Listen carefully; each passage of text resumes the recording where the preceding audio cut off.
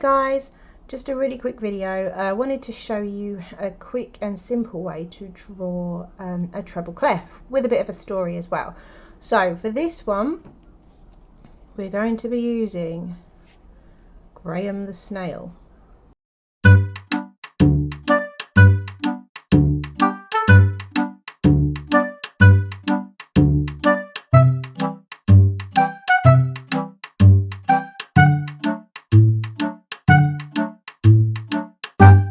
The reason we call him Graham is because he starts on the G line, so that second one from the bottom.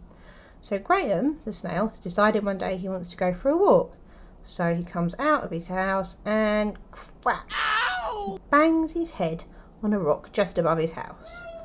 So he thinks, oh goodness, right, so I'll keep going. So he keeps going and he goes round his house and crack, he cracks his head on a rock underneath his house this time.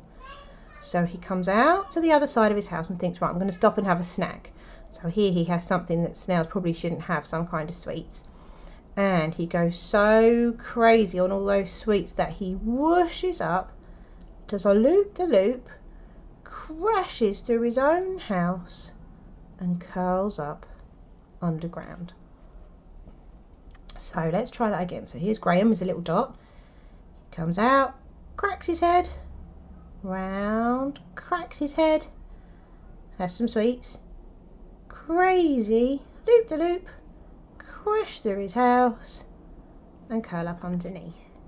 Now hopefully if you practice that over and over again, that'll be a really good way to remember how to draw a treble clef, because I just think sometimes if you just draw it over and over it doesn't really help, whereas if you have a story to go with it, that's the kind of thing that will stick in your memory. See you in the next one.